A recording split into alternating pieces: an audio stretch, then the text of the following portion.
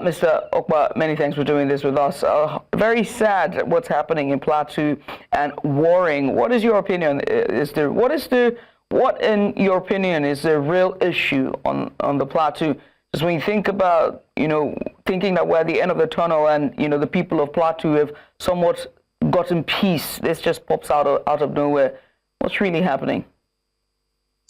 Thank you for having me. It is very sad because this is not a new thing. Since 1999, since the advent of civil rule in Nigeria, the Plateau area has always had this conflict, and it makes you wonder, why so much hatred on people that look alike? Is it religion? Is it culture? What is it? What gives people this impetus to slaughter each other just for what? And then to add insult, to the injury, the government, whether they are federal or state, appears incapable. These are not foreigners, these are not ghosts, these are Nigerians doing it to Nigerians. So why can't they come to terms? What is it? What is the fight for? What are they fighting? So he makes the Tinubu administration, and of course, he didn't start during his time, but he makes him and he makes the governor, or even the regional governors that are close to Plateau. What can we do differently? Nigerians need to start having conversation, speaking with each other. Sometimes the leaders talk at Nigerians or talk to Nigerians. When you talk to people, it's out of convenience, but when you talk with people, it is you're about to listen. You want to know what is the grievances in order to address it. I just wish that there's a magic wand. There's some sort of intervention that comes in there to bring peace to these people, because nobody's worth dying. One person dying is more than enough, and that's got to be something that needs to happen. If he's sending in more troops, since Nigeria is the only country that uses military might to fight the domestic issues, since the police is weakened, they don't have the resources to do it. But at the end of the day, it's about the civilians. Whether you are in Armada or whether you are in military uniform, you're still a Nigerian. Right. Can you guys show love and do something to live peacefully? Right. The president issued a statement last, which he just invariably told the governor to go sort himself out in some sense. Is that the way to go? Should the president leave the security issue invariably to the governor?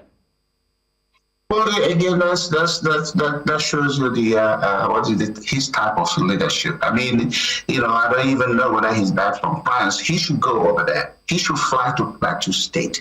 He should go over there and speak with them. If he declared a state of emergency, he should do it.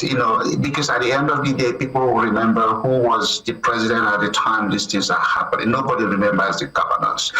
So, Tinubu, if he's really sincere about what is going on there, fly to Plateau, call the various emirs or whomever the leaders are, call the chairman, have a town hall conversation with them. Ask them what is causing this. What do you expect me to do? What do you want from me? That is what leaders do when they are sincere. Not to talk to them from remote locations, because you're in another country and your own house is on fire. Why should Nigerian leaders be outside of the country when Nigeria is on fire? They should be there. Without the Nigerians, they wouldn't be president. So Tinubu should give Nigerian people the respect they deserve and show up when it's mattered, and not send his surrogate or delegate authority. People want to see the president. They don't want to see him on TV. They don't want to see him in an airplane flying to somewhere else. Be with the people that made you the president. And don't, quit the smile, quit the clapping.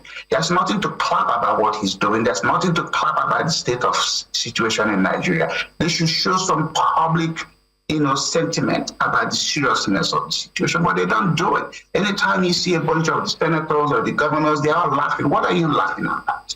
Life is very hellish in a healthy country, and nobody seems to care about it. Right. Do something differently. Let the people feel that you are out there for them, not out there for yourself and your friends. As we call for them to do something different, we also have to find out what the root cause issue is. Is it politics? Is it economics, or a social issue that's at play here? What's the right angle to take it from? All of the above. if it's politics, if it's religion, if it's tribe. But when I was leaving Nigeria for America, my father, who was a chief in the Eastern Nigeria time, called me to the side. He said, "Look, you go into a country of racism. You don't have to go. You could stay in Nigeria and deal with tribalism. And tribalism is people that look like you, that hate you, they're going to kill you." Nigeria is a tribal country. It's not a country of citizens. Tribal people look inward, and that's why they are self-destructive.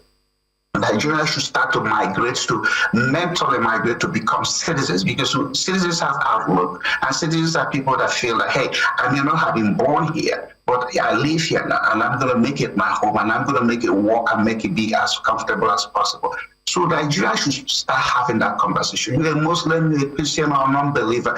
We are still a human being. The labels we put on ourselves is what causes the conflict. Or you're Fulani, you're Hausa, you're Yoruba, you're Igbo. At the end of the day, if you remove the clothes, if you remove the labels put on everybody, who could tell who is who? Because the human anatomy is the same thing. One head, two eyes, and whatever everybody has. But the tribal people have put more emphasis on, I'm religion, I'm Muslim, I'm this and that. At the end of the day, nobody's blood is blue. It's still red. And nobody, when they are cut, sheds water, they shed blood. Look at life that way. Life's supposed to be precious. Right. It's not one that's supposed to be destroyed, like most people do. Ejike, I must say thank you for taking out the time to join us there and also sharing that personal story with us. Ejike Okpa joined us live from Dallas, Texas, to give us a bit of more insight.